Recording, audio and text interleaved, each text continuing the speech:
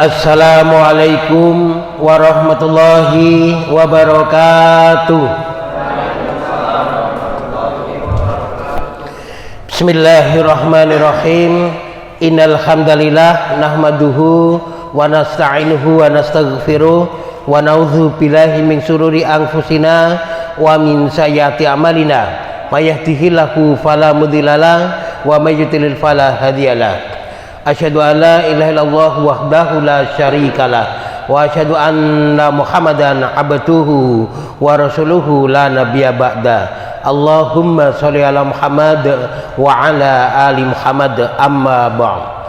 Sahabatku sekalian yang dimuliakan Allah, yang pertama saya mengajak mari kita bersyukur kepada Allah Subhanahu wa taala yang telah dan selalu menganugerahkan banyak sekali kenikmatan kepada kita sekalian, sehingga pada kesempatan pagi yang indah ini kita bisa bersama-sama berkumpul, bersilaturahmi, bersatu di Masjid Pangeran Diponegoro ini untuk bersama-sama thalabul ilmi, menambah pengetahuan berkait dengan public speaking. Mudah-mudahan apa yang sudah, sedang dan akan kita kerjakan bernilai ibadah yang diridhai Allah Subhanahu wa taala. Amin. Salawat dan salam mudah-mudahan selalu dilimpahkan, dicurahkan kepada teladan kita yang agung, panutan kita yang utama, Rasulullah Muhammad sallallahu alaihi wasallam. Demikian pula kepada keluarga beliau, para sahabat dan para pengikutnya, mudah-mudahan termasuk kita sekalian, Allahumma amin. Alhamdulillah pada kesempatan ini saya diundang untuk bersilaturahmi, diberikan waktu untuk menyampaikan pelatihan. Saya sampaikan terima kasih. Saya pernah sholat di sini, saya pernah mengisi pengajian akbar di sini, tapi sudah sekian tahun yang lalu. Maka saya anggap yang hadir belum mengenal saya, maka izinkan saya sekedar ta'aruf supaya nanti nggak ada yang batin, iki ustadz kok gagah gede cendik wong dia. Jadi kenalkan, nama saya Ustadz Sutrisno atau Muhammad Sutrisno. Kalau mau panjang lagi masih ada tambahan Muhammad Sutrisno Abu Salma. Abu itu Bapak Salma itu nama anak saya yang pertama. Jadi Muhammad Sutrisno Bapak Salma. Jadi M Sutrisno Abu Salma. Saya sudah berkeluarga. Istri saya yang pertama seorang guru PAUD. Jadi guru PAUD dan sekarang menjadi kepala Taman Penitipan Anak Insan Ceria, merangkap menjadi kepala kelompok bermain Islam Terpadu Insan Utama. Sekolahnya di dekat UMY. Dari istri pertama saya sudah dianugerahi anak baru 4, namanya Salma, Salman, Aslam dan Salim.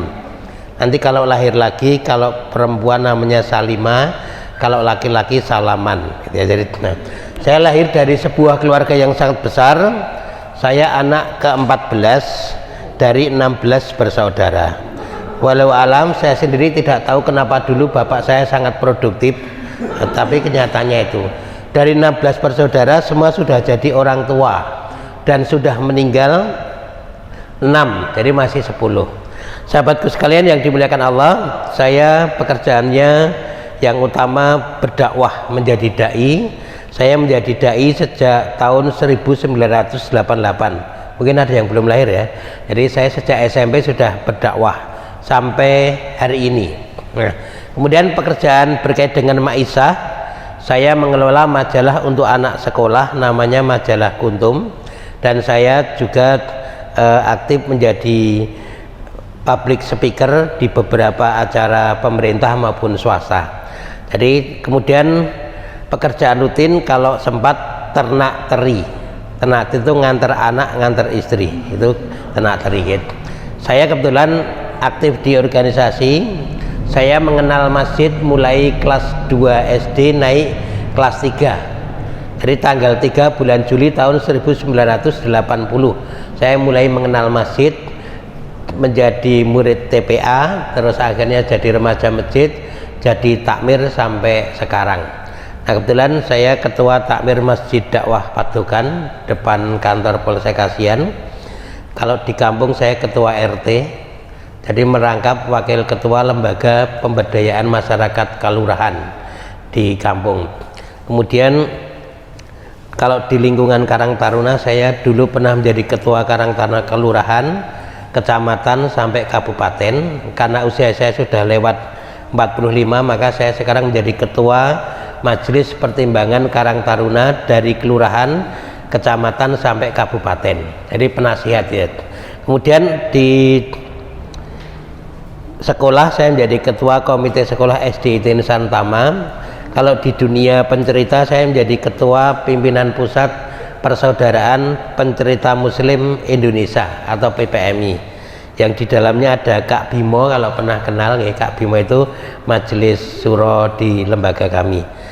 Begitu perkenalannya, masih banyak aktivitas saya tapi itu semoga cukup. Alhamdulillah ini saya diminta menyampaikan public speaking, tapi settingnya pengajian nih, jadi saya terpancing ini. Jadi nanti luas ya. Nah, public speaking itu apa?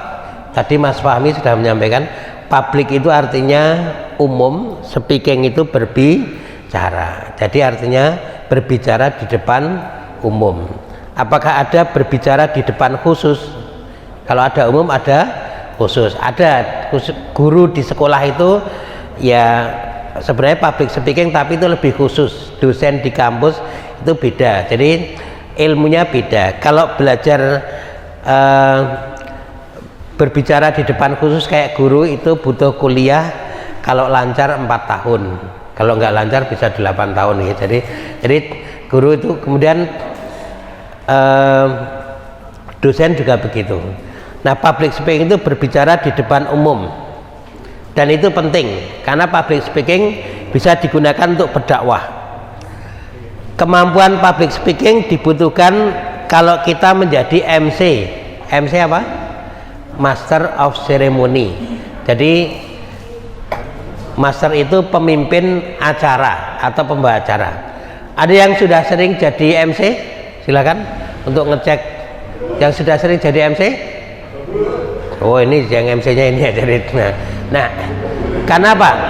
Jadi MC itu sangat sederhana, terutama kalau Ramadan. Kalau di masjid saya kita budayakan MC-nya anak-anak kecil. Mimbarnya dikasih salon untuk mancing, kan nggak kelihatan kalau nggak mancing. Jadi MC itu sederhana ya. Jadi MC paling, kalau nggak bisa berkata yang banyak-banyak, singkat saja. Acara selanjutnya sambutan ketua takmir. Kepada Pak Fauzan kami persilahkan. Pak Fauzan turun, demikian sambutan ketua takmir. Acara berikutnya sambutan siapa gitu, wali kota, demikian. Jadi nggak usah dikomentari panjang-panjang kalau nggak bisa. Bahkan saya pernah menjadi MC mantenan, itu saya pakai gaya yang pendek-pendek. Biasanya kalau mantenan itu, kalau yang Jawa itu gaya Solo itu nuwun sagunging para rawuh kakung Sumana putri ingkang dadi Darsono. Jadi itu kan terlalu panjang. Nek saya para rawuh sedaya itu aja kita sih. Dungkap adicara salajengipun inggih menika adicara semene pramila para kadang wiranem ingkang kaji balelados kita sumanggaaken sepados nglarapaken pasugatan. Itu disingkat acara salajengipun istirahat. Mau sudah selesai. Jadi saya pakai MC manten pakai singkat-singkat tuh, ternyata malah do seneng. Tapi orang-orang tua yang nguri-uri bahasa ngarani saya orang memelihara bahasa. Tapi ternyata singkat-singkat, karena singkat boleh, yang penting acaranya berjalan. Jadi MC. Kemudian jadi moderator. Moderator itu ya mirip MC tapi mengantarkan untuk sebuah seminar, sebuah ceramah. Jadi khusus dia tidak dari awal kalau moderator. Kalau MC itu mulai dari membuka acara. Kalau moderator langsung intinya. Kemudian jadi penceramah. Penceramah itu ada penceramah umum, ada penceramah agama. Kemudian jadi presenter. Presenter itu mempresentasikan. Termasuk orang-orang yang promosi itu mempresentasikan. Kemudian jadi tukang pidato, tukang memberikan sambutan, jadi khotib. Jadi sebenarnya perbedaan nama itu hanya perbedaan acaranya. Khotib, menurut saya public speaking yang paling mudah adalah menjadi khotib Jumat. Selain Mas Fauzan, ada yang sudah sering jadi khotib Jumat? Jadi itu public speaking yang paling gampang. Kenapa gampang? Waktunya singkat. Waktunya singkat. Boleh membaca, tidak boleh ada dialog, tidak boleh melucu. Mosok khotib Jumat dagel. Jadi waktunya singkat, boleh membaca, tidak boleh melucu, tidak ada dialog. dan jamaahnya 75% tidur. Jadi gampang loh itu sebenarnya. Tapi kenapa banyak orang yang takut jadi khotib Jumat? Karena kesakralannya. Tapi padahal paling gampang itu khotib Jumat. Lebih cepat, lebih baik. Saya selama pandemi ketika khotbah Jumat di Masjid Jauhkarian itu agak bingung juga. Pokoknya waktunya 10 menit Ustadz, mulai dari salam, adzan, khotbah 1, khotbah 2, doa sampai qomat. Lu ngatur bingung banget. Adzan 4 menit. Adzan itu 4 menit itu. Salam sama doa 1 menit, kemudian ngisinya cuma 5 menit, baru baca 1 ayat sama terjemahan udah habis. Jadi dia malah seneng tuh. Jadi khotbah Jumat, perbedaannya khotbah Jumat itu dianjurkan suaranya lantang. Karena apa? Jamaahnya kebanyakan tertidur. Nek khotbah Jumat itu lantang, insya Allah kalau gambarannya Rasulullah itu seperti panglima perang yang mengomando pasukan, musuh sudah dekat. Hati-hati, musuh sudah dekat sampai di daerah sana. Ayo kita bersiaga. Itu kan lantang. Jadi jemaah sekalian, mari kita menjadi orang yang tetap beriman di segala keadaan, tetap bertakwa di segala cuaca. Itu lantang. Ini nek khotbah Jumat simbah-simbah jamaah sedaya, monggo kita sami takwa dhateng Gusti Allah ingkang kita sembah menika namung Allah, monggo sami nindakaken dawuhipun Allah lan nebi awisanipun. Ngisor mimbar jejere jadi mado lomba ngoro ya. Karena apa? Simbah-simbah tidak lantang, jadi harusnya kan lantang. Itu kalau khotib. Orator itu pembicara di tengah demo, itu juga harus teriak-teriak itu. Jurkam, insya Allah saya semua ini pernah menjalani. MC sering, moderator sering, penceramah sering, presenter pernah, tukang pidato sering, khotib sering, orator pernah, jurkam juga pernah. Jadi sebenarnya di luar ini masih ada yang lain ya. Jadi masih ada trainer, ada, kalau guru sama dosen itu ilmunya tersendiri gitu. Jadi public speaking macam-macamnya itu, tapi sebenarnya ilmunya sama, bagaimana kita berbicara di depan umum. Dan public speaking bisa dimanfaatkan untuk berdakwah. Dakwah itu kewajiban kita, betul nggak? Betul ya. Jadi siapapun kita punya kewajiban berdakwah. Kalau berdakwah artinya apa? Mengajak kepada kebaikan. Nah, dakwah itu bisa dilakukan dengan lisan, yang ngomong itu, bisa dilakukan dengan harta, berbagi harta, bersedekah, bisa dilakukan dengan aksi nyata, memberikan bantuan makanan, memberikan bantuan air itu. Nah, dakwah bilisan bisa menjadi salah satu pilihan yang mudah, berfaedah dan penuh berkah. Jadi dakwah dengan lisan itu menjadi pilihan yang mudah, berfaedah dan penuh berkah. Syaratnya cuma satu, orangnya punya lisan. Semua punya lisan ya. Jadi syarat berdakwah dengan lisan, syaratnya punya lisan. Bentuknya macam-macam. Ada MC, ada kultum, ceramah, pengajian, kajian, majelis taklim, pidato, sambutan, seminar, diskusi, dialog, presentasi, sosialisasi, TPA, pengajian anak dan sebagainya. Bentuknya macam-macam ya. Berdakwah dengan lisan. Nah, kesempatan berdakwah dengan lisan, terutama berceramah, itu terbuka lebar pada saat bulan Ramadan. Jadi saat bulan Ramadan itu ada ceramah subuh, ceramah tarawih dan pengajian menjelang buka bersama. Ada buka bersama umum, ada untuk anak-anak. Jadi karena sangat terbuka lebar, maka bisa kita manfaatkan.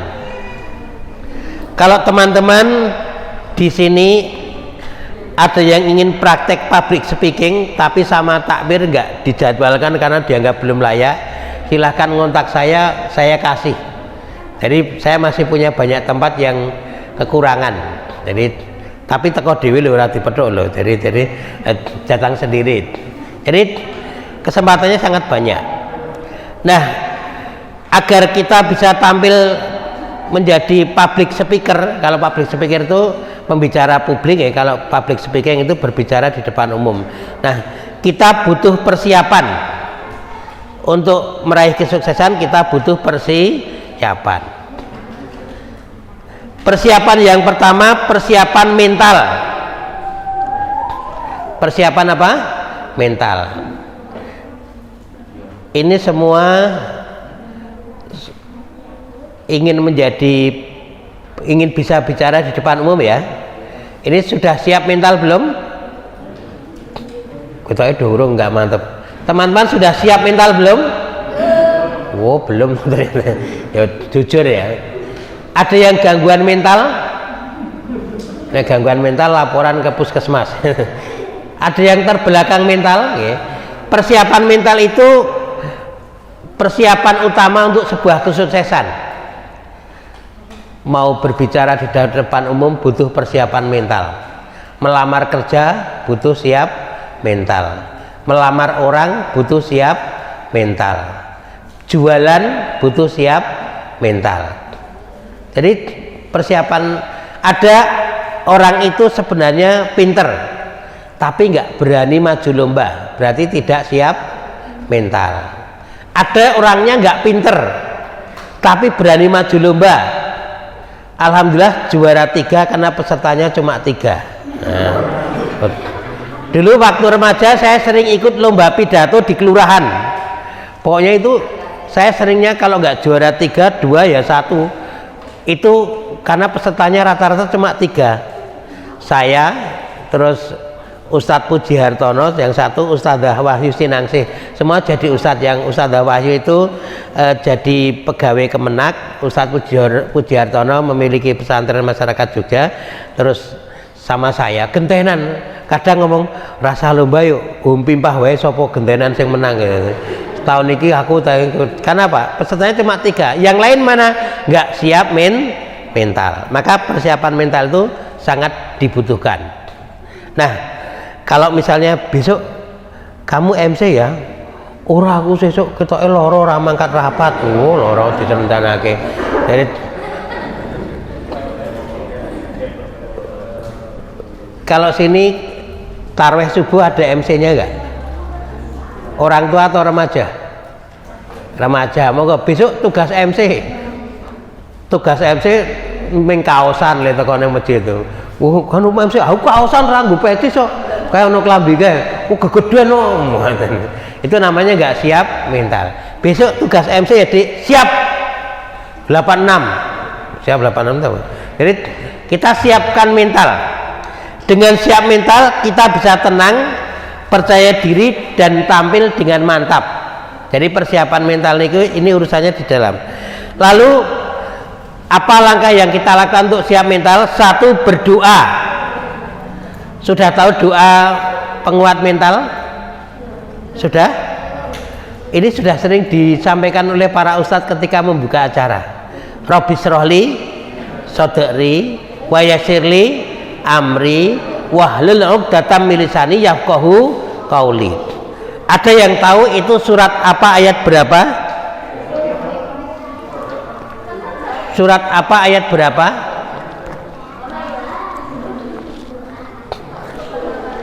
Ini saya siapkan buku materi kultum harian dan Ramadan untuk bonus ya.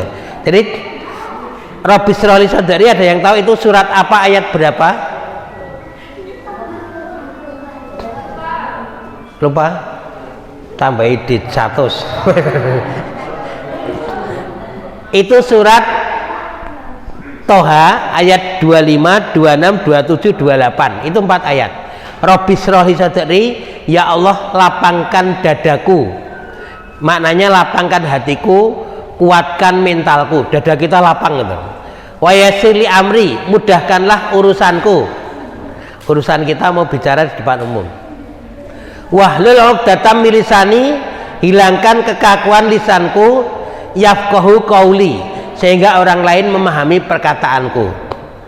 Ini doa yang diajarkan Allah kepada Nabi Musa ketika mau menghadapi Fir'aun.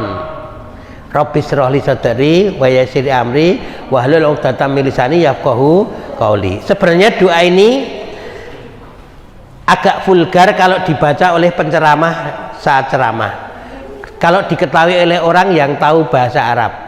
Penceramanya Rabbi shrah li sadri wa yassir li amri wahlul 'uqdatam min lisani yafqahu qawli. Ya Allah, lapangkan dadaku, mudahkan urusanku, hilangkan kekakuan lisanku sehingga jamaah memahami perkataanku. Itu kan vulgar toh. Mosok dibaca di depan jamaah. Tapi karena jamaah radong basa Arab ya ketok wangun ya. Jadi padahal kalau diketahui oleh orang yang tahu bahasa Arab itu enggak wangun ya. Jadi karena paduannya vulgar di depan jamaah. Itu doa penguat mental. Atau dikuatin Rabbi shrah li sadri, ya Allah lapangkan dadaku. Lapang dada itu, dada kita ya cuma segini, tapi di dalam dada kita itu ada yang sifatnya ruhiyah, tidak kelihatan. Itu biar yang lapang bukan dada fisiknya, tapi dada yang ada di dalam dada. Jadi hati, lapangkan hatiku. Kalau dada kita sempit, misalnya cuma segini, kita maju, Assalamualaikum, Assalamualaikum, wono sing do ngguyu cekikan langsung kita plek penuh. Wagu, kuwi ono sing muni wagu plek kebak. Ono sing tinggal petu wae. Diganggu 3 orang, kita sudah sesak nafas. Jamaah sekalian, marilah acara kita buka dengan bacaan hamdalah. Mak kleru to. Podho diganggu 3 orang, kita sudah sesak nafas karena dada kita tidak lapang. Kita ingin dada kita seluas masjid, digeguyu yo ben taruh pojok sana, wagu ben taruh sana, tinggal metu batine paling digebelet neng kolah ben gitu. Jadi apa, dada kita lapang, masih banyak tempat ketika ada gangguan untuk menaruh gangguan itu. Jadi kalau dada kita sempit itu akan mudah sesak nafas atau mudah kita buyar konsentrasinya. Maka Rabbi shrah li sadri, lapangkan dadaku. Kemudian yang kedua, konsentrasi. Kita konsentrasikan bahwa kita akan menyampaikan pesan saat public speaking, nggak usah ngurusi yang lain.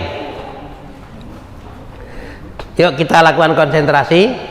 Dengarkan apa yang saya ucapkan, tangan ke atas. Lu ngopo saya cuma dengarkan apa yang saya ucapkan no, ini. Tangan ke depan. Ya, dengarkan apa yang saya ucapkan. Sekarang lakukan apa yang saya ucapkan. Tangan ke atas, tangan ke depan, tangan ke samping, ke depan lagi. Peganglah dagu masing-masing. Peganglah dagu masing-masing. Oh, lali. Ini apa dik? Nah, dagu itu sini. Berarti nggak konsentrasi ya. Jadi dengarkan yang saya ucapkan. Tepuk 1. Oh, dengarkan kok. Jadi konsentrasi, bedakan antara dengarkan dengan lakukan. Lakukan apa yang saya ucapkan. Tangan ke depan. Buat lingkaran. Ini lingkaran gini. Ini gini. Taruh lingkaran di telinga masing-masing. Oh, berarti konsentrasi. Oh, tak taruh sini ra ono sing melu. Jadi itu ya. Jadi kita yang konsentrasi, latihan konsentrasi. Yang berikutnya, berpikiran positif. Apa berpikiran positif? Orang itu yang sering dikedepankan adalah pikiran negatif. Lah aku nek kon maju nek elek piye? Nek digeguyu piye? Nek enggak lancar piye? Itu namanya pikiran negatif. Berpikiranlah yang positif. Teman-teman hadir dalam acara datang pertama kali, yang muncul pikirannya negatif. Gini liane dorong teko ngerti ngumbai sik. Wah, itu negatif. Alhamdulillah sayalah tipe pelopor. Kita bisa nyantai-nyantai. Dalam perjalanan ban motor kita kempes, langsung ngupdate status. Hidupku penuh penderitaan. Wow. Koncone nyaut syukur kowe. Itu kan nek hidupku penuh ujian. Hari ini motorku kempes, tidak ketemu bengkel lagi. Itu kan dari negatif dibuat positif, ya. Jadi berpikiran yang positif. Terus punya semboyan penguat mental. Ini penting. Yuk kita semboyan penguat mental. Nanti teman-teman bisa buat sendiri semboyan penguat mental, ditempelkan di kamar. Bisa searching di Google, cari semboyan penguat mental. Nanti udah didesain bagus-bagus, tinggal di print. Contohnya misalnya, Bismillah, aku harus bisa. Nanti semboyan itu sering kita ucapkan sehingga tertanam di dalam hati. Besok kamu MC Ramadan ya, Bismillah, aku harus bisa. Dalam hati sudah ada kata itu. Yuk kita teriakkan contoh semboyan penguat mental. Bismillah, aku harus bisa. 1, 2, 3. Bismillah, aku harus bisa. Adik-adik, besok kita akan lomba festival anak soleh. Siap? Bismillah, aku harus bisa. Mereka diajak rame-rame meneriakkan Bismillah, aku harus bisa. Ketika mengajak meneriakkan itu, kita harus semangat. Jangan adik-adik, siap lomba ya, yuk kita teriakkan semboyan mental. Bismillah, aku harus bisa. Anak-anak, Bismillah, aku harus bisa. Kenapa? Kita tidak bersemangat. Sekali lagi, Bismillah, aku harus bisa. Yuk, Bismillah, aku harus bisa. Besok MC siap, moderator siap, pengisi acara tidak siap. Berarti Bismillah, kita harus bisa. Contoh lain misalnya, tetap semangat. Yuk, 1, 2, 3. Tetap semangat. Ayo, 1, 2, 3. Tetap semangat. Jadi kita punya semboyan tetap semangat. Semboyan yang lain misalnya, maju terus, pantang mundur. Yuk, 1, 2, 3. Maju terus, pantang mundur. Tapi kalau sampai sungai balik ya, maju terus kecebur ya. Jadi maju terus, pantang mundur. Dan semboyan yang lain, ceramah siapa takut. Nah, itu silakan diperbanyak, diteriakkan juga boleh, tapi di sawah teriaknya. Nek teriakin yang jero kamar kudu izin ibune, Bu aku arep teriak-teriak lho Bu. Dan nek ora, wih, iki bar melu pelatihan king silupan saka ngendi. Jadi Bismillah, aku harus bisa, tapi keluarga diberitahu bahwa kita sedang latihan. Ini ya, kuatkan mental. Ini persiapan yang utama. Berdoa, baca sholawat Nabi, kita konsentrasi, berpikiran positif, dan punya semboyan penguat mental. Sampai di sini ada pertanyaan? Kalau kita grogi atau pede, ini sebenarnya karena pikirannya negatif gitu loh. Jadi untuk memunculkan rasa percaya diri, banyak-banyaklah berpikiran positif. Jadi misalnya Ramadan besok kita akan memanfaatkan kesempatan mengelola pengajian anak-anak menjelang buka bersama. Ada tidak di masjid sini? Ada nggak Mbak? Pengajian anak-anak menjelang bubar ada? Ada. Manfaatkan. Itu kalau kita ditugasi ngelola, ngisi atau memandu, silahkan berpikiran positif. Harus kita manfaatkan karena anak-anak pasti hadir, tidak terpengaruh siapapun yang ngisi, karena yang diharapkan anak-anak adalah takjilannya. Jadi nggak terpengaruh siapa yang mengisi. Yang kedua, kita tidak ada risiko apapun ketika ngisinya belum baik. Kita tetap diberi takjilan kok, tidak dilempar sandal. Jadi rano risiko apapun, santai aja. Kemudian kita menang pengalaman. Kita pernah jadi anak-anak, anak-anak belum pernah jadi remaja. Jadi moga pikiran positif yang kita kedepankan. Dan kita bisa belajar. Nah, kalau ngisi hampir 1 jam ya nggak kuat rombongan. Maka saya sering menganjurkan kalau bisa pengajian anak-anak menjelang buka puasa itu dibuat kurikulumnya meskipun sederhana. Senin tanggal 4 April nanti doa yang dibaca apa, surat yang dibaca apa. Misalnya membaca surat Al-Falaq, doanya doa mau makan. Kemudian hadisnya hadis larangan marah, la taqdu balakal jannah. Materi intinya adab makan. Itu kan ada beberapa itu dibagi, yang mimpin surat pendek ada, yang mimpin doa ada, yang mimpin hadis ada, yang menyampaikan materi ada. Yang paling terampil menyampaikan materi adab makan. Itu ada anak-anak dapat 4 sore itu. Terus nanti hari kedua cerita Nabi Adam, materi intinya suratnya apa, doanya apa, itu nanti bisa dibagi-bagi. Ngisinya bisa keroyokan, kalau 1 jam kita kelamaan bisa keroyokan, ya. Silakan dimanfaatkan dengan sebaik-baiknya. Kemudian yang kedua, setelah siap mental, kita siap fisik.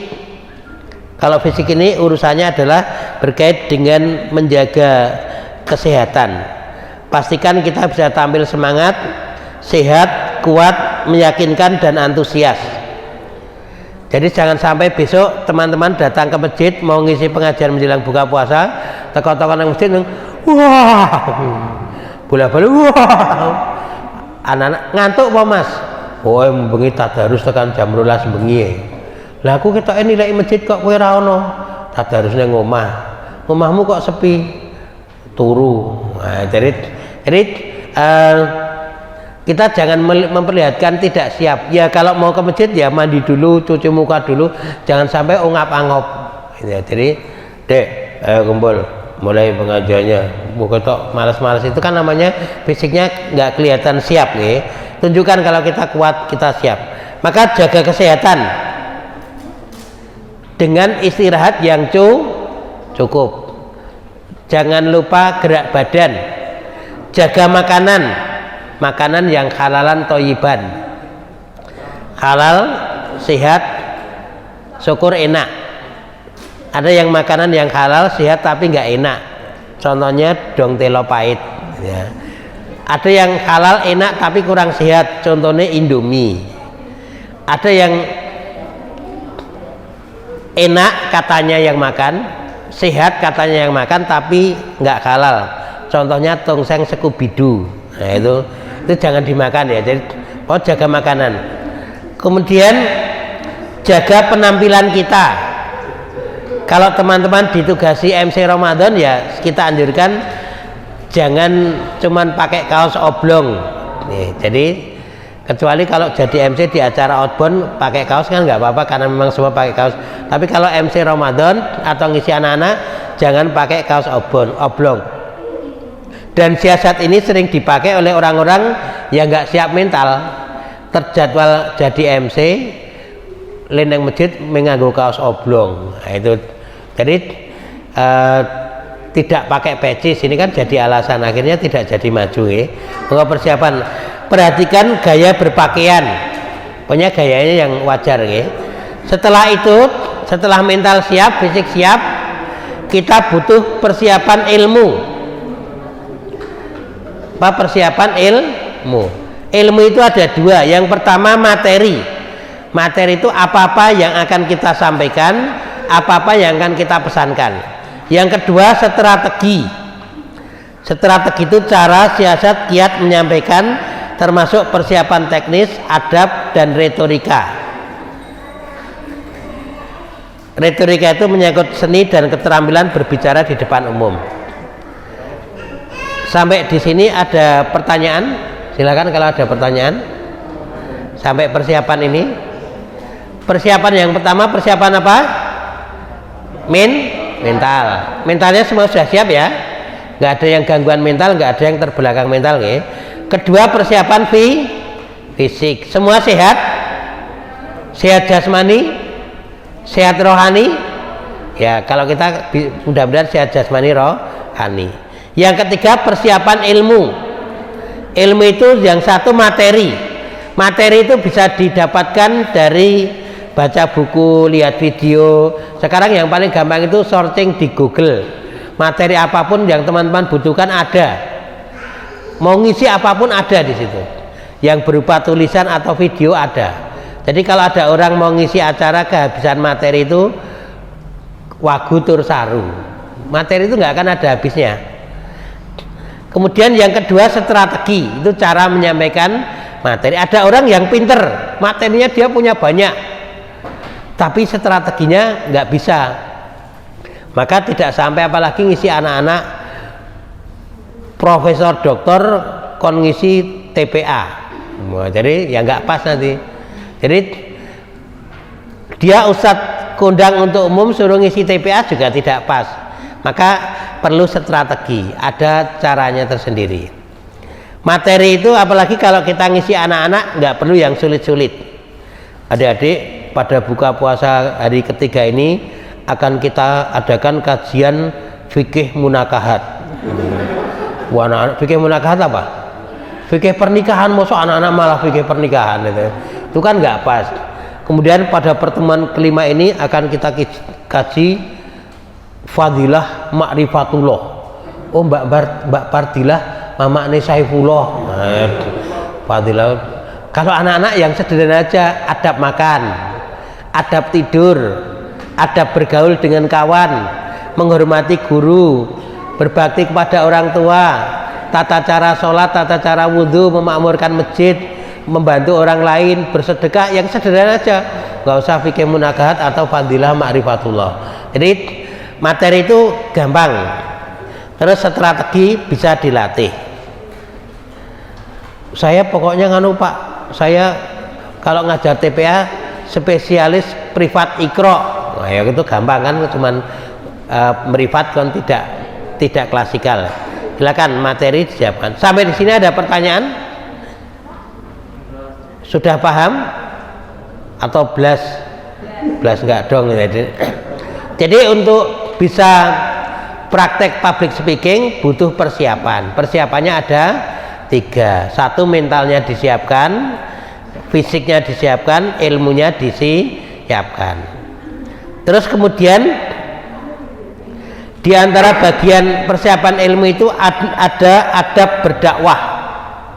Ada berdakwah. Yang pertama, kita dalam berdakwah harus ikhlas dan istiqomah. Ikhlas itu lillahi ta'ala, semata-mata mencari ridha Allah. Istiqomah itu apa? Teguh pendirian, madep mantep, tidak mudah tergoyahkan. Istiqomah itu berat tidak? Berat. Istiqomah itu berat, yang ringan itu istirahat. Jadi istiqomah itu berat, yang ringan itu istirahat. Yang kedua, kita harus berakhlak mulia. Nah, ini yang sering sesuk ngisi anak-anak, orang mbak aku akhlakku saya elek, wingi aku saya misuh. Justru dengan ngisi itu biar nggak misuh. Dek, besok MC Ramadan isin aku mbak, wingi aku jebloke mercon ya besok biar nggak jebloke mercon itu ya. Jadi silahkan berakhlak yang mulia. Contohlah akhlak Rasulullah ini. Rasulullah punya akhlak sidik apa? Benar, amanah, dapat dipercaya, tablik, menyampaikan kebenaran, fatonah, cerdas, berilmu. Minimal itu kita jadi orang yang benar, jujur, dapat dipercaya, menyampaikan kebenaran, dan cerdas atau berilmu. Yang ketiga, memperhatikan adab bermajelis. Dilarang datang mengucapkan salam, duduk di tempat semestinya, tidak memisahkan duduk 2 orang kecuali mohon izin. Ada 2 orang sedang asik ngobrol, kita nggak boleh langsung dresel di tengah kecuali mohon izin. Boleh saya duduk di sini? Nah, ini kalau nggak mohon izin itu adabnya tidak baik. Kemudian tidak ngobrol sendiri.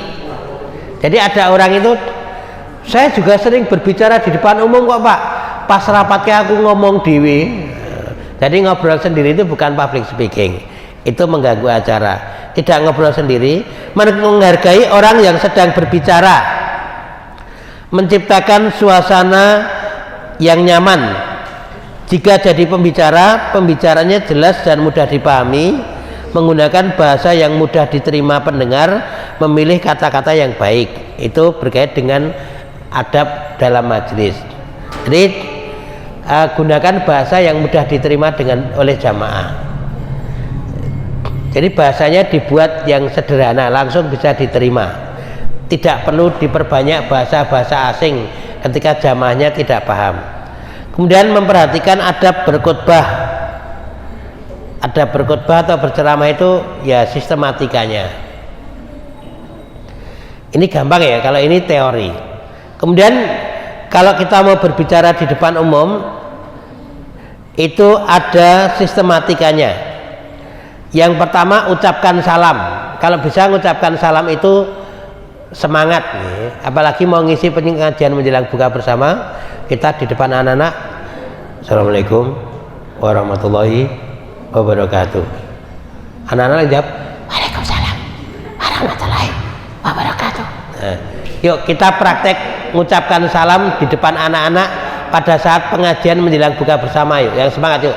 1, 2, 3.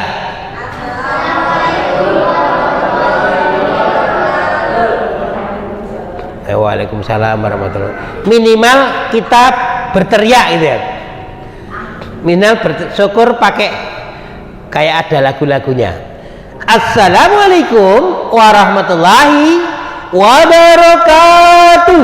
Nah itu yang penting teriak dulu, jangan sampai Assalamualaikum warahmatullahi wabarakatuh. Nanti anak-anak jawab Waalaikumsalam warahmatullahi wabarakatuh. Nah, jadi berteriak ya. Pokoknya ucapan salam yang pertama itu kelihatan mantap gitu, semangat. Kita ulangi lagi mengucapkan salam. Assalamualaikum warahmatullahi wabarakatuh. Ya, jadi mantap dengan ucapan selamat. Dibuka dengan ucapan salam. Kemudian kalimat pembuka. Kalau ini ngisi ceramah ya, bisa dengan bahasa Arab. Bisa tanpa kalimat pembuka, tergantung situasi ya. Jadi kalimat pembuka yang paling gampang kalau pas Pildacil itu apa? Hamdan syukron lillah. Jadi puji syukur kepada Allah. Cuma itu boleh hamdan syukron lillah. Amma ba'du. Amma ba'du itu setelah itu. Jadi amma ba'du itu artinya setelah itu. Hamdan syukron lillah itu yang paling sederhana.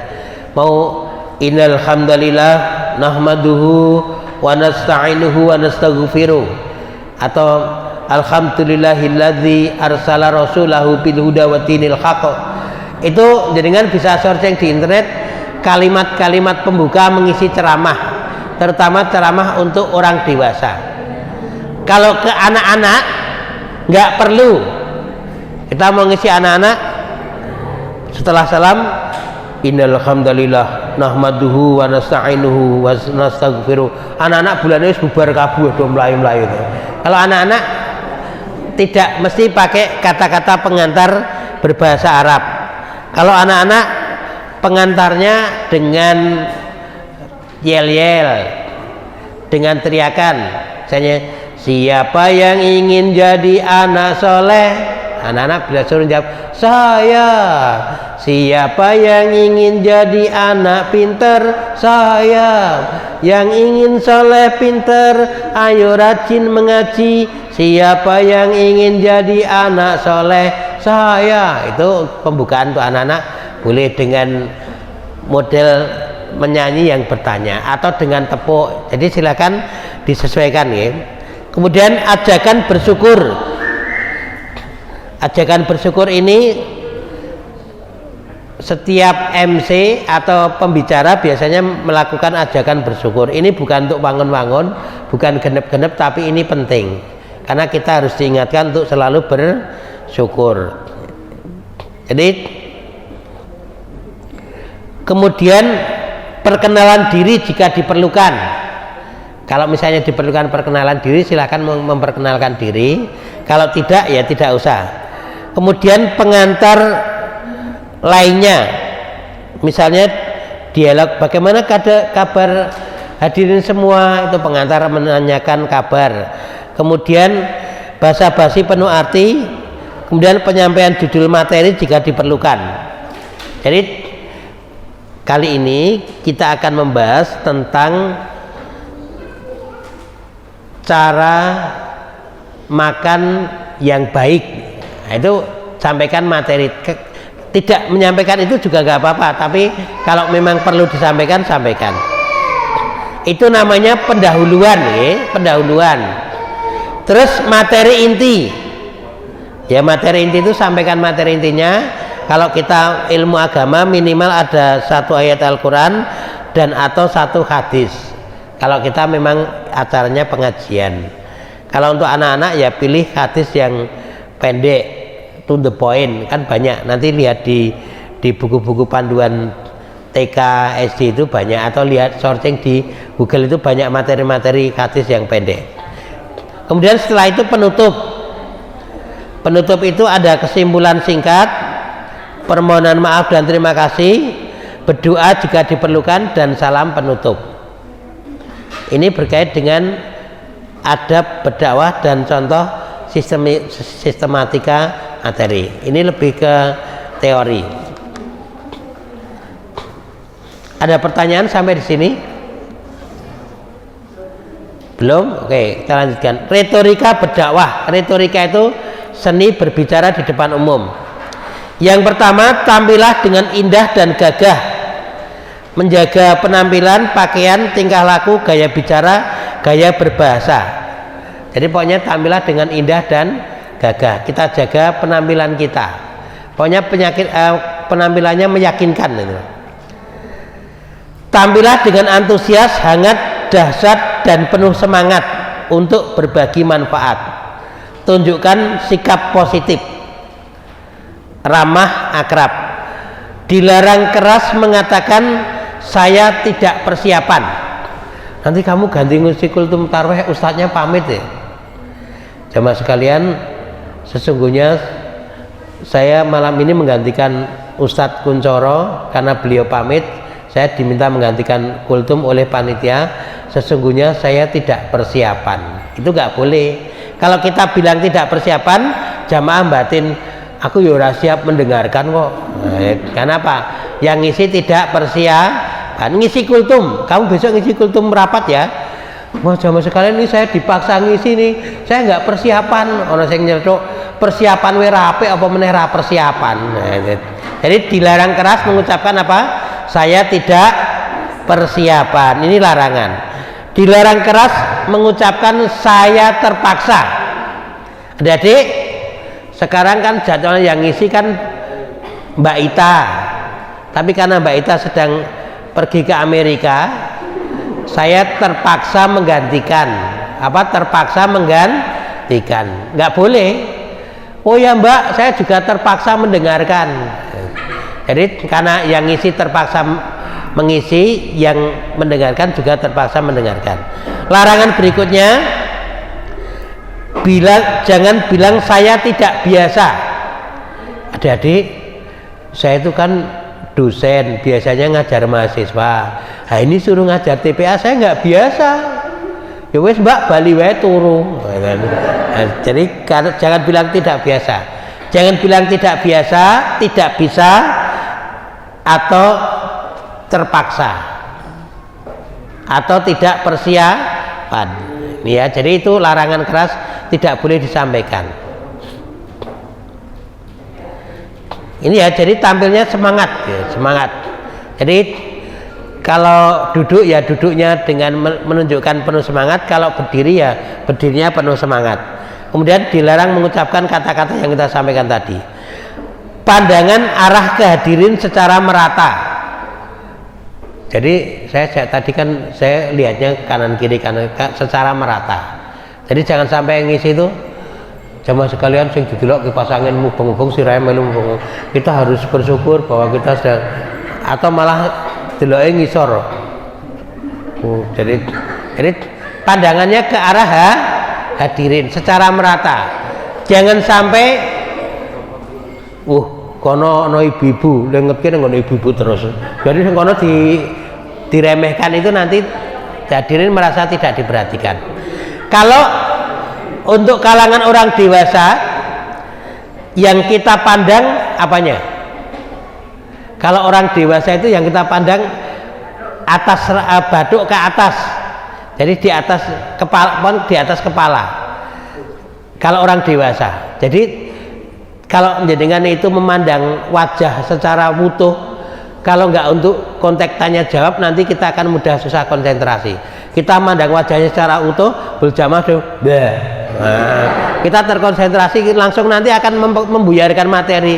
Atau kita lihat secara utuh, ternyata dia malah dolanan HP, guyu darani guyu materi, dolanan HP, dolanan game. Jadi jangan pandang secara utuh. Atau dia kelihatan wajahnya tidak suka, nah, kita akan terganggu. maka jangan pandang wajah secara utuh, kecuali teman-teman sudah sangat berpengalaman, kecuali untuk bertanya, nggih mboten Bu, siang mboten Bu, ya, jangan sampai nggih mboten Bu, yang ditunjuk sini mah ngadap sana, pokoknya pandangannya ke atas ya. Tapi kalau anak-anak, kalau ngisi anak-anak, pandang matanya. Jadi kuasai jiwa anak-anak itu dengan, tapi nggak usah tatap mata saya, tatap mata, pandang matanya. Karena apa? Itu untuk merogoh jiwa anak-anak itu biar tertarik pada kita. Nanti anak-anak kita nengke kan kita lebih kuat toh dari anak-anak. Kita tatap matanya itu untuk menguasai jiwanya anak-anak. Jadi biar anak-anak bisa konsen ke kita. Okay? Kalau orang dewasa baduk ke atas atau di atas kepala, tapi kalau untuk anak-anak kita tatap matanya. Ini jadi itu ya, itu untuk pandangan mata. Dan kalau bisa pandangan itu merata. Kemudian penampilan mimik wajah sesuai dengan isi ceramah dan gerakan tangan yang tepat. Jadi mimik wajah itu disesuaikan dengan gerakan dengan mimik wajah. Misalnya kita sangat bersedih, saudara-saudara kita di Payaman Barat ditimpa musibah. Kita bersyukur di sini kita aman-aman saja. Oleh karena itu mari kita galang dana untuk saudara-saudara kita yang rumahnya rusak, yang saudaranya meninggal. Kayak orang sedih, orang, wah Payaman gempa loh. Masa ngomong ke gempa malah karo guyung-guyung. Wow. Terus tadi itu di jalan kok ada tabrakan, mati kejek-kejek. Itu namanya mimiknya nggak pas ya. Kalau sedih ya kelihatan sedih, kalau gembira jangan malah bersedih ya. Jadi gembira jangan malah bersedih. Lah kalau gembira tapi terharu ya boleh ya. Jadi adik-adik kita itu harus bersemangat mengaji biar kita jadi anak yang saleh. Itu kan nasihat gembira. Jangan sampai adik-adik harus semangat mengaji biar jadi anak soleh. Kayak kimas tisune mas. Jadi mimik muka itu disesuaikan dengan isi yang kita sampaikan. Betapa dahsyatnya api neraka yang akan membakar orang-orang yang penuh dosa. Dobong neraka malah jarene sing do ngrokok penak rasa nggawa rek. Nah, itu ngomongke neraka kok tidak kelihatan sedih. Surga begitu indah. Air mengalir dengan jernih, buah-buahan tumbuh dengan lezat. Kita gembira. Surga begitu indah. Ngomongke surga malah menangis. Gerakan tangan juga disesuaikan ya. Boleh tidak pakai gerakan tangan, boleh pakai. Kalau pakai yang sesuai. Allah menciptakan lautan luas membentang, gunung tinggi menjulang, pohon-pohon tumbuh. Jangan sampai Allah menciptakan lautan luas membentang malah munggah, gunung tinggi menjulang malah medun. Jadi jangan pohon-pohon malah, kalau ini pohon tumbuh kan hujan turun dari langit, malah hujan turun dari langit ya, malah pokoknya kalau mau pakai gerakan yang pas gitu ya. Ya Allah ya Tuhanku, lindungilah hambamu ini, pakai gerakan tangan. Ya Allah ya Tuhanku, lindungilah. Pokoknya gerakan sama mimiknya yang pas ya.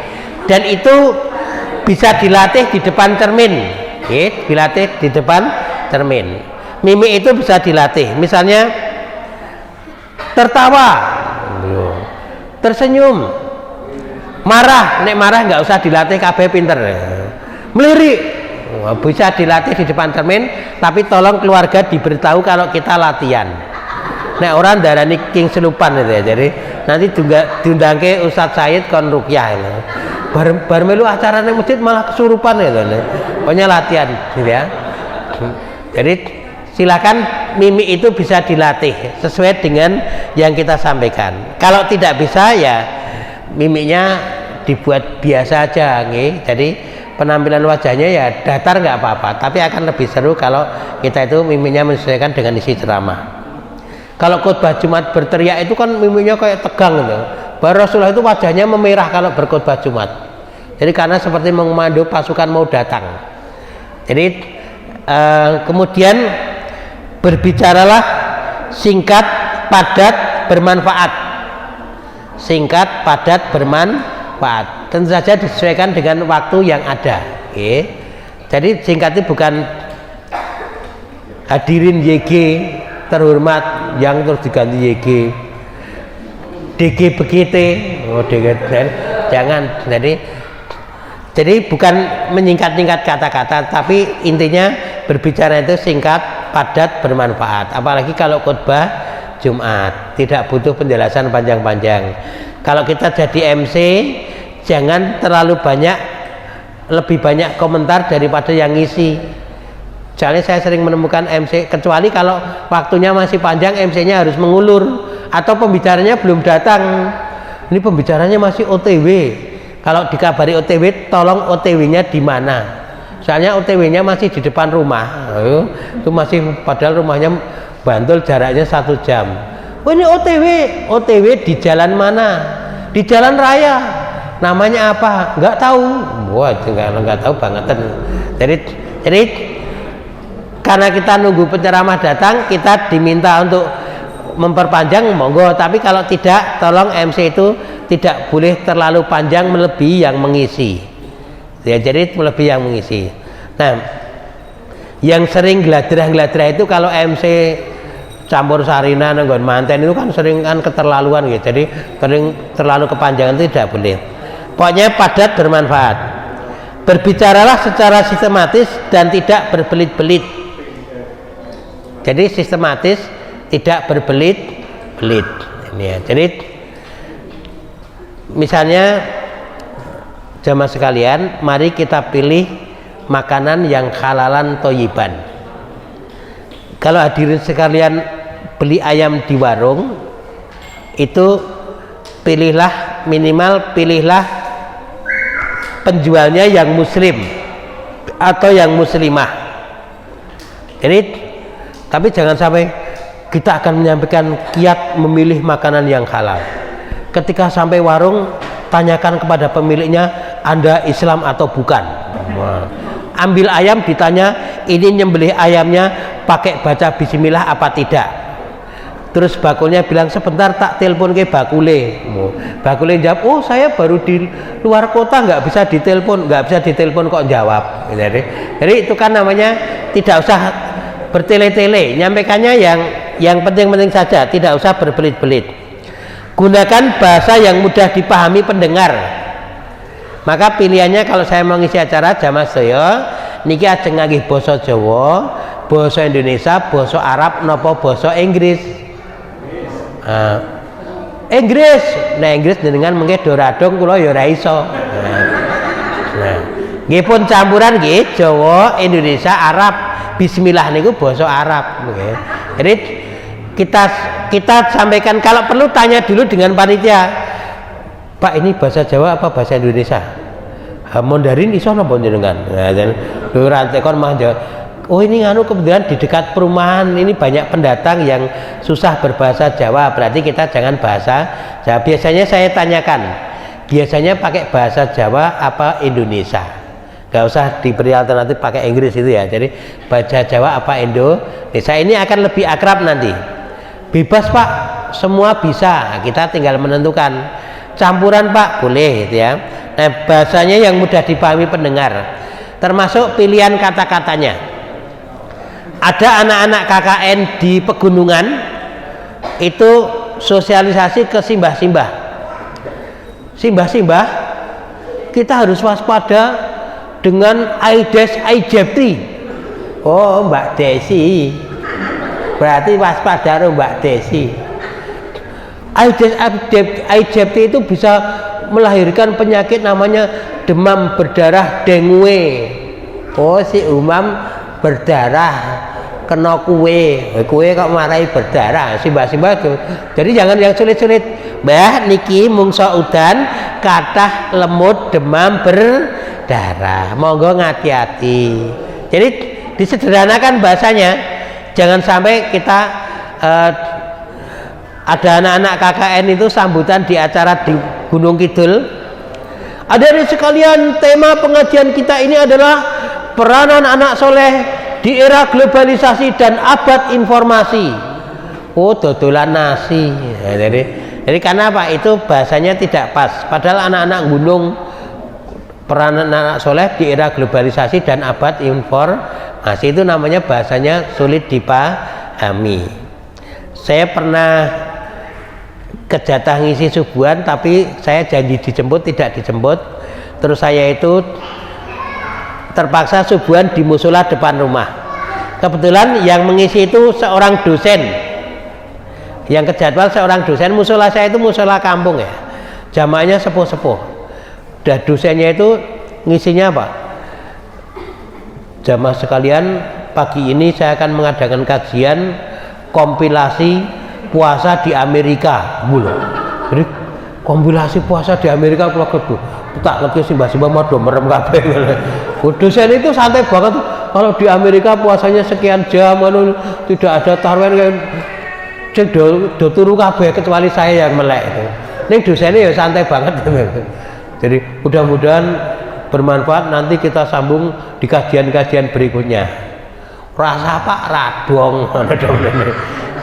Kenapa? Itu bahasanya memang nggak nyambung. Jadi kompilasi berpuasa di luar negeri maksudnya. Jadi perbedaan-perbedaan puasa di berbagai luar negeri. Sebenarnya itu bisa disampaikan dengan bahasa yang sederhana. Tapi karena pilihan bahasanya bapak-bapak itu Pak dosen itu agak berat, ya jamaah nggak memperhatikan. Tapi ada orang teman saya itu, Mas ngisi ceramah di musola saya, Pak pilihkan subuh Ramadan pertengahan Pak. Lu kenapa? Kan sing teko sithik wis do turu to Pak, nek eling isi elek ra konangan. Oh ya wis. Berarti kalau pengen yang dengarkan sedikit dan ditinggal tidur, ya pilihlah yang tengah-tengah atau menjelang akhir itu. Ini. Jadi pilih bahasa yang mudah dipahami. Perhatikan soal seni olah vokal dan soal seni olah gerak. Perhatikanlah situasi dan kondisi. Kadang kita harus bersiasat ketika melihat situasi dan kondisi. Kalau Bapak besok ngisi acara wisuda TPA, itu materinya untuk anak-anak atau orang dewasa? Kita disuruh ngisi acara wisuda TPA untuk anak-anak atau orang dewasa? Kita menyampaikan materi anak-anak, kisah Ahmad anak yang soleh, latihan bola bali. Ternyata di situ yang di wisuda anaknya 30, bapak ibune melu, mbak yune melu, tambah telu toh. Berarti mbahne melu, satu anak nggak wong papat orang dewasa. Berarti orang dewasanya 120. Badi wisuda bocah do jajan dolan. Akhirnya kita harus mengisi untuk orang dewasa. Berarti perubahan situasi dan kondisi harus diatasi. Waduh, mana anaknya? Adik-adik, ayo sekarang ceritanya mau mulai loh, tetap do jajan. Saya mbak enak jajan nih. Mereka pada jajan, akhirnya kita harus mengisi orang dewasa. Jadi karena orang dewasanya lebih banyak, maka situasi dan kondisi ini tetap kita perhatikan. Persiapan materinya kita langsung putar otak, ini berarti untuk orang dewasa. Bagaimana mendidik anak secara islami. Kalau masih ada waktu, kayaknya anak-anak enggak pada di sini, kita langsung buka HP, searching di Google materi parenting untuk orang dewasa. Besok ngisi wisuda TPA di tempat saya Mas. Oh ya, kita menyiapkan materi untuk orang dewasa, belajar dari TPA tadi. Ternyata di tempat itu anak-anaknya nggak pada pergi, padahal kita menyiapkan materi untuk orang dewasa. Maka perhatikanlah situasi dan kondisi ini untuk menyesuaikan materi. Kalau saya sudah terbiasa simbah-simbah sering, anak-anak sering, orang dewasa remaja, maka begitu situasinya bergantian langsung saya rubah materi. Kalau teman-teman mau menyampaikan materi, tolong tanya kepada pemohon, materinya apa ya? Nek bebas kita enak. Tapi kadang kita nggak diomongi materinya, setelah sampai lokasi baru dipeseni, nanti sampaikan materi tentang ini, padahal kita tidak siap. Itu berarti kita nanti tampilnya bisa tidak maksimal. Ini berkait dengan retorika berdakwah. Monggo untuk mimik wajah perlu dilatih. Sampai di sini ada pertanyaan? Belum?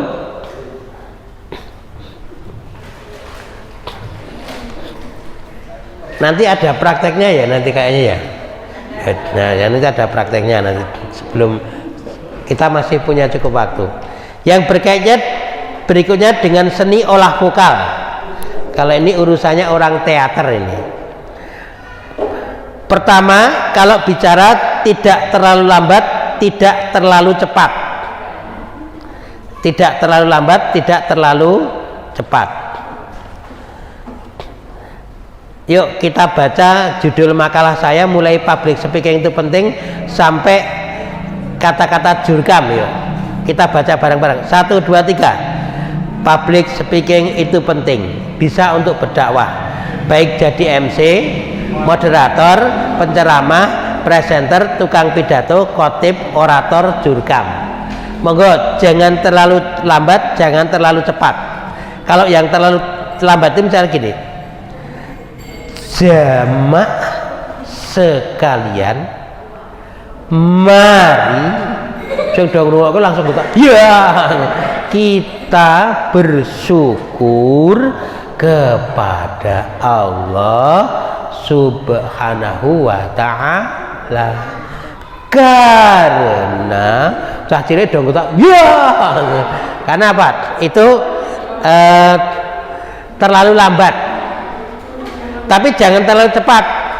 Jamaah sekalian, mari kita bersyukur kepada Allah Subhanahu wa taala yang telah memberikan kita nikmat yang sangat banyak, nikmat lahir dan batin, nikmat jasmani dan rohani, lebih nikmat iman dan Islam. Itu namanya terlalu cepat. Pokoknya di tengah-tengah aja. Jamaah sekalian, ada kadang kasih jeda. Mari kita bersyukur kepada Allah atas limpahan nikmat yang begitu banyak kepada kita. Kalau untuk anak-anak dikasih gema. Jadi kalau anak-anak itu ada gema, adik-adik, kalau anak-anak pakai gema, nek baca tulisannya cuma adik-adik. Adik-adik, hari ini semua berpuasa, pakai gema kalau anak-anak ya. Coba kita praktekkan misalnya, adik-adik, adik-adik, hari ini semua berpuasa. Yuk 1, 2, 3. Adik-adik, hari ini semua berpuasa. Coba untuk anak-anak kita pakai tanpa gema. Adik-adik hari ini semua berpuasa. 1, 2, 3. Adik-adik hari ini semua berpuasa. Itu kayaknya lebih enak pakai gema ya. Adik-adik hari ini semua berpuasa. Yo, ini nek kita adik-adik hari ini semua berpuasa jawab ya. Jadi saya hitungi 3 kali kita berdoa. 1, 2, 3. 3-nya nggak usah pakai gema. A'udzu billahi minasyaitonir rajim. Lalu kita pakai gema. Oke, kita akan hafalan surat-surat pendek. Siapa yang masih ingat kemarin sampai surat apa? Dikasih gema kalau anak-anak. Pakai surat apa? Tapi kalau ditulis cuma iki ora sesuai makrot iki, ming apa kok apa. Nek bahasa Indonesia enggak apa-apa. Dengan hanya 1000 kali sama 1 sama. Makan, ya makan. Tidak, ya tidak. Ning nek bahasa Arab enggak boleh ya. Arab itu keliru A1 artinya berlawanan. La yuhibbu, tidak mencintai. La yuhibbu, benar-benar mencintai. Anta mukmin, kamu orang iman. La mukmin, malah tidak beriman. Nek la mukmin, benar-benar beriman. Nek bahasa Arab nggak boleh pakai gema kecuali yang untuk adzan itu. Yang untuk adzan itu diizinkan pakai gema. Allahu Akbar, Allahu Akbar. Boleh pakai gema, tapi di tempat-tempat tertentu. Tidak boleh yang tidak panjang digemakan ke adzan juga nggak boleh. Bismillahirrahmanirrahim. Dalam hukum qiraah terakhir yang bacaannya panjang itu boleh panjang sekali. Setiap kalimat terakhir loh. Nirrahim. Alhamdulillahi rabbil alamin. Itu meskipun harokatnya cuma 2, tapi untuk kepentingan qiraah boleh dipanjangkan. Tapi kalau bahasa Indonesia kita bebas memberi gema, panjang-panjang bebas. Untuk anak-anak pakai gema, kalau untuk orang dewasa tidak, kecuali untuk menguatkan. Kecuali untuk orasi juga, kalau orasi pakai gema juga boleh. Pokoknya tidak terlalu lambat, tidak terlalu cepat. Nek terlalu cepat nanti nangkapnya sulit, terlalu lambat jamaah nggak ganti.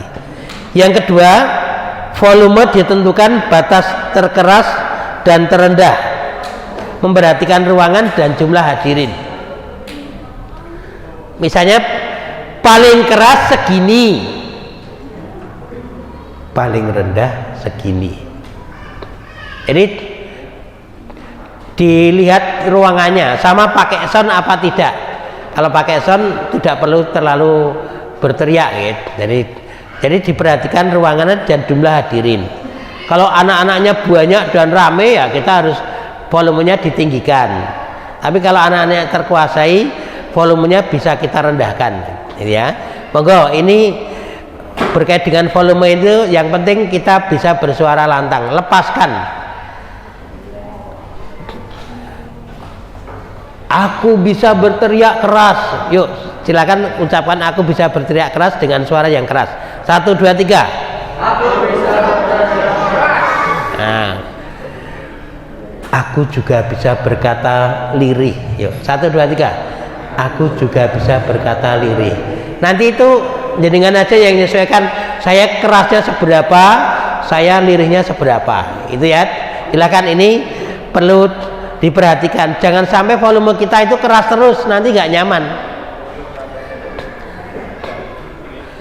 Sebaik-baik manusia adalah orang yang dikaruniai panjang umur dan baik amalnya. Oleh karena itu mari kita perbanyak amal kebaikan. Jangan bosan berbuat kebaikan.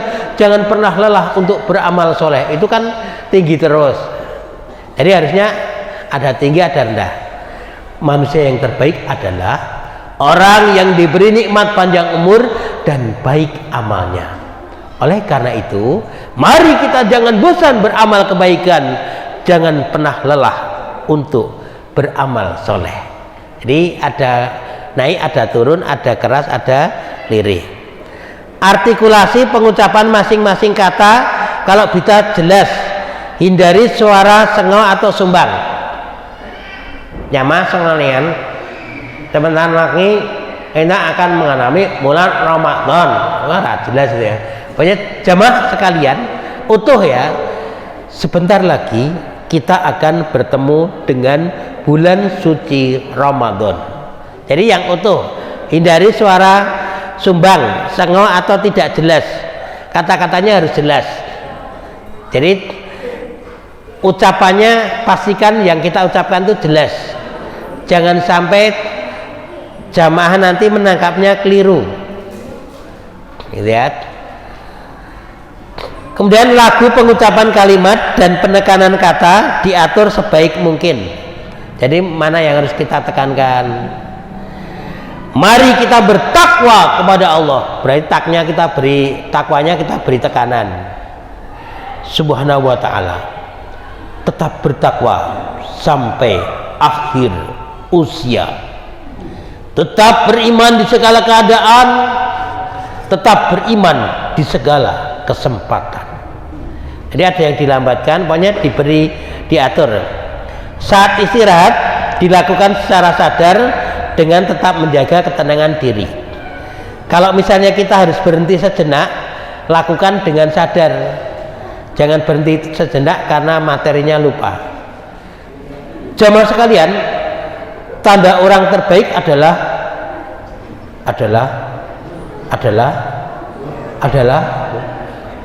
mundur. Nah, mundur. Jadi kalau kita terpaksa berhenti, berhentilah dengan dilakukan dengan penuh kesadaran. Ini beberapa seni olah vokal, nanti bisa dilatih sendiri. Berkait dengan seni gerak tubuh, sikap badan secara utuh diatur sesimpatik mungkin. Kalau baik duduk, berdiri, berjalan atau memandang, itu diatur sebaik mungkin. Kalau duduk itu yang wajar pertama sila, duduk bersila bersila. Yang kedua timpuh ke belakang. Yang ketiga seperti orang atahiyat, Kayaknya itu aja. Atahiyat kanan apa kakinya ke kiri boleh. Itu yang wajar.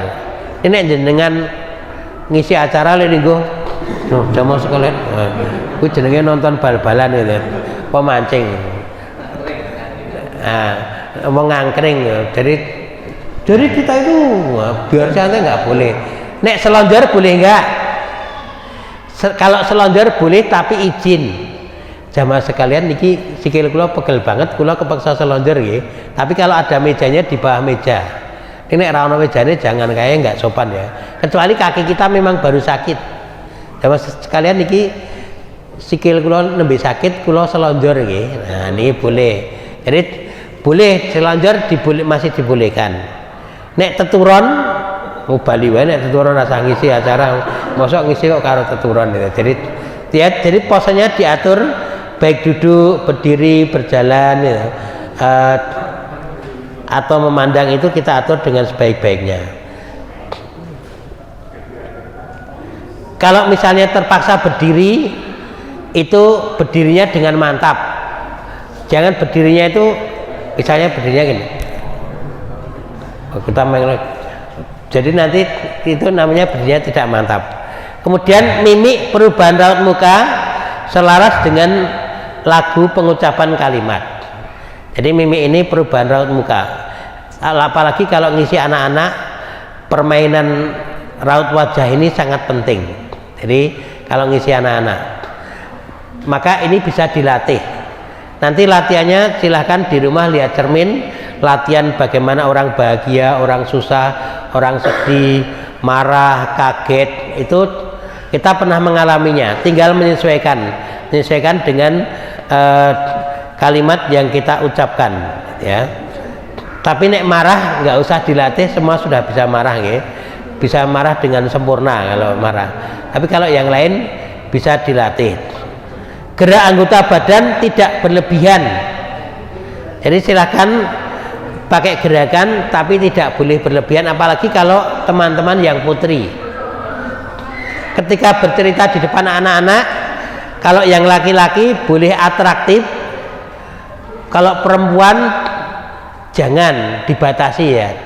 Kalau perempuan misalnya cerita kepada anak-anak tidak usah seatraktif yang laki-laki, ya. Jadi kalau perempuan sederhana saja gerakannya, tidak boleh berlebihan.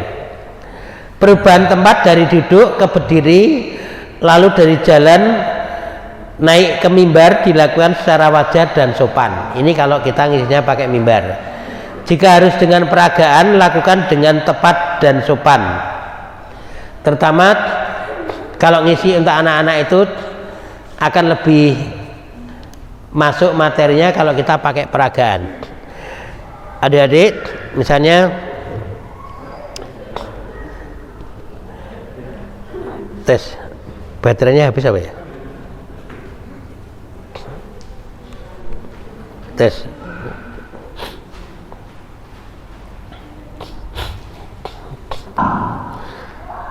Adik-adik, kalau sudah terdengar azan, kita mestinya harus segera ke masjid. Seperti yang dilakukan oleh Mas Ahmad. Itu namanya menyampaikan materi ke anak-anak dengan gaya bercerita dan ada peragaannya. Ketika Mas Ahmad mendengar azan, Allahu Akbar, Allahu Akbar, itu peragaan azan, tapi cukup itu aja, nggak usah diselesaikan. Allahu Akbar, mas durung maghrib mas malah adzan, cukup gerakannya itu. Kemudian setelah iqamat qad qamatis shalah, komanya dijujuk qad qamat, terus Ahmad berbaris yang rapi.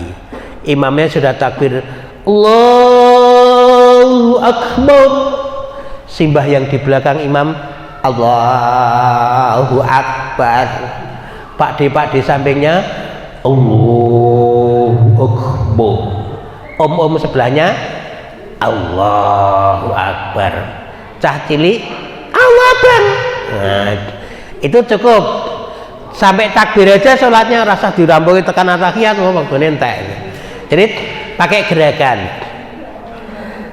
Kalau puasa siapa yang semangat bersahur, Rasulullah mengatakan tasakharu, sahurlah kamu. Kalau membaca hadisnya yang panjang boleh digemakan, tapi kalau nggak panjang tidak boleh. Tasakharu, nggak ada yang panjang. Sahurlah kamu, fa inna, maka sesungguhnya fis sahuri barokah, di dalam sahur itu penuh barokah. Nah, ketika sudah ada orang membangun sahur, sahur, sahur, Masjid Al-Ikhlas, Masjid Al-Falak,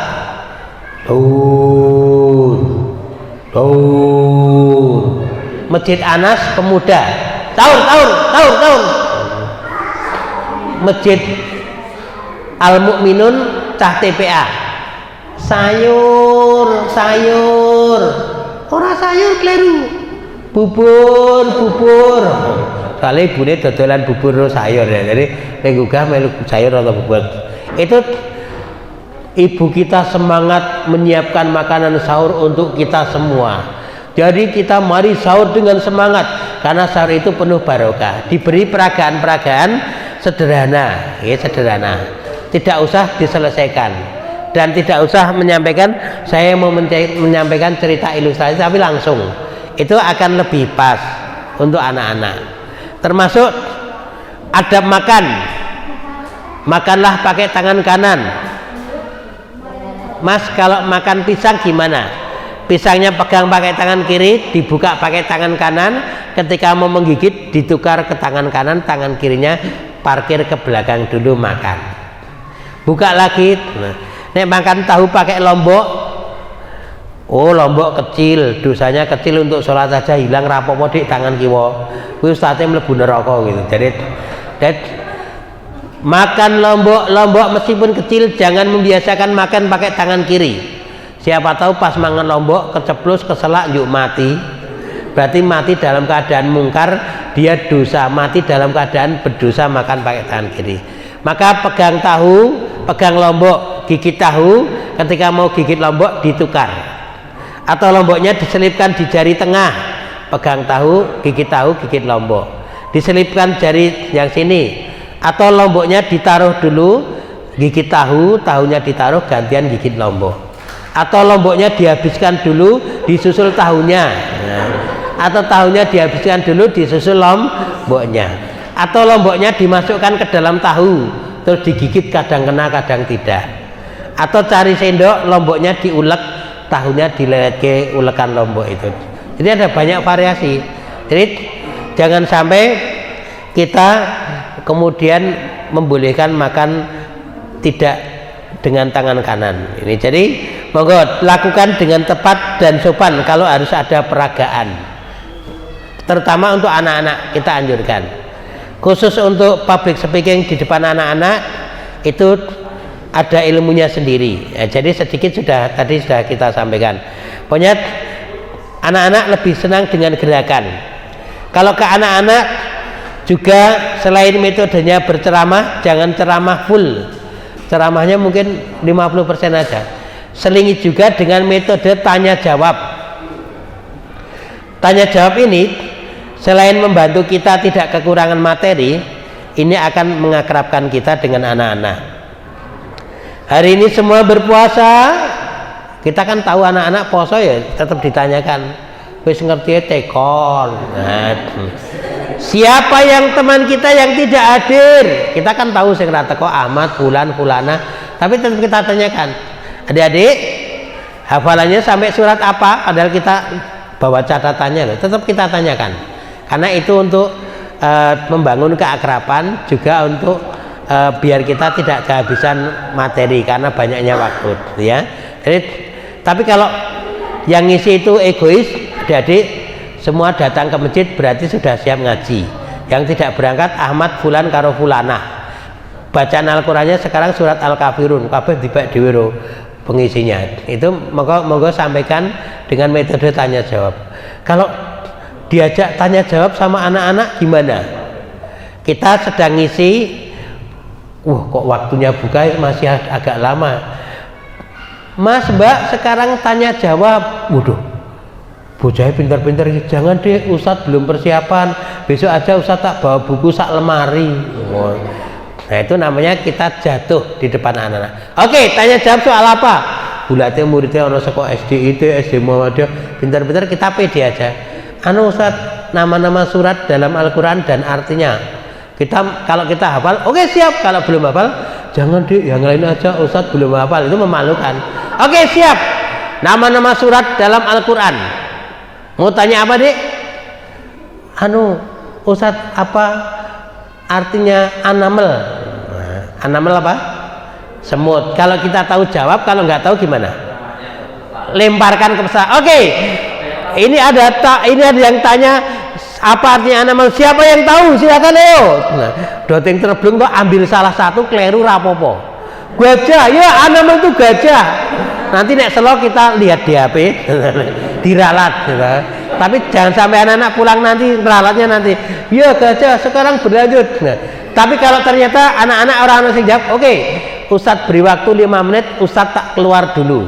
Nah, keluar buka HP, anamel semut. Udah ada yang tahu? Belum, mosok nggak ada yang tahu. 40 orang nggak ada yang tahu, tambah 1 bang Ustadz ya orang ngerti toh, 41. Dalam hati ditambahi 40 orang tambah 1. Nggak ada yang tahu. Oke, jangan sampai kita masuk kelas. Assalamualaikum, waalaikumsalam. Ada yang tahu? Anamel semut. Oh ketoro banget bandelok. Siapa yang suka minum wedang legi? Saya. Kalau minum wedang legi pakai apa? Pakai gelas. Ayo pakai gelas. Yang bikin legi apa? Gula. Kalau di rumah ada gula berceceran, ada apa? Ada ibu marah-marah. Oh, ada semut. Semut itu diabadikan dalam Al-Quran sebagai salah satu nama surat Al-Quran, namanya anamel. Itu teknik tanya jawab yang indah. Sekarang kita lanjutkan. Apa artinya surat Al-Maidah? Oh, sama, lemparkan. Kalau nggak ada yang tahu, keluar lagi. Tapi keluarnya 2 kali aja. Nek yang ketiga kali, Ustadz apa artinya Az-Zumar? Ustadz nggak boleh keluar, di sini aja. Kalau keluar kita kawal. Jadi tolong hentikan aja, jangan terlalu sering keluar ngodot. Bulannya nginjen yang kulah mau. Lah mungkin mlebu kulah ora krungu grujuk-grujuk ya. Boleh ndelok apa? Nah, kita nanti dipermalukan ya. Ya kita ganti tema. Ini ganti tema aja. Itu namanya berstrategi. Kepada anak-anak jangan merendah. Mohon maaf adik-adik, hari ini Ustadz belum bisa jawab. Saya jawab nanti lain pertemuan. Neng ngono ndelok nang omah iso Ustadz, rasa nunggu Ustadz ya. Jadi kalau ke orang dewasa boleh. Bapak Ibu mohon maaf karena saya tidak menguasai persoalan ini, maka jawabannya akan kita sampaikan lain kali, kita titipkan lewat takmir biar nanti bisa sampaikan di pengajian berikutnya. Nek orang dewasa nggak apa-apa, tapi nek anak-anak nggak boleh, kita menyerah. Kemudian materinya udah habis, waktunya buka puasa masih jauh ya gimana nih? Kita bisa dengan siasat, kalau anak-anak mungkin membaca surat-surat pendek lagi, suratnya sudah 10 ya, doa lagi, doanya udah 20 ya. Orang buka bobol jamir rendet. Nah kita bisa dengan cara yang lain, tebak-tebakan misalnya. Jadi tanya jawab tebak-tebakan. Kalau public speaking di anak-anak itu sebenarnya lebih luas, lebih gampang. Ini nek kita ngisi orang dewasa terlalu banyak tanya jawabnya, nanti malah yang orang dewasanya nggak suka. Tapi kalau anak-anak perbanyaki tanya jawab, tebak-tebakan gayeng-gayeng aja. Misalnya anak-anak boleh juga nebakin kita. Kalau saya mengulur waktu menunggu buka itu sering saya siapkan berbagai tebak-tebakan. Adik-adik, padang pasir itu luas dan panas. Bagaimana cara berjalan di padang pasir agar tidak kepanasan padahal kita nggak bawa payung? Ada yang tahu? Itu kan agak berpikir juga ya. Padang pasir itu luas dan panas. Bagaimana caranya berjalan di padang pasir agar tidak kepanasan padahal kita nggak bawa payung? Nah, jawabannya berjalanlah pada malam hari. Ya, jadi kemudian mencarinya sulit setelah ketemu dibuang. Oh, bukan upil ya, bangkai tikus. Bangkai tikus itu nyarinya sulit, nek ketemu digoreng apa dibuang? Dibuang atau dikubur. di depan kamar aku ada, di tengah dokar aku ada, di belakang nenek aku juga ada. Nek dorong iso ditetake, di depan kamar aku ada, di tengah dokar aku ada, di belakang nenek aku juga ada. Siapakah aku? Huruf K. Buah apa yang nggak boleh dikupas kulitnya? Buah yang belum dibeli, kan? Masa orang dituku dikupas ra oleh bakule. Kemudian mangga apa yang menakutkan? Mangga apa yang menakutkan? Manggaruk pantat macan. Banget. TV apa yang di laut? TV apa yang di laut? Pikir-pikir itu ikan. Jadi pokoknya ngawur-ngawur apa-apa, yang penting ora saru gitu ya. Jadi enggak saru. Jadi yang penting tidak saru. Jadi saudara sekalian, demikian yang saya sampaikan pada kesempatan ini. Ada kesalahan, mohon maaf. Assalamualaikum warahmatullahi wabarakatuh.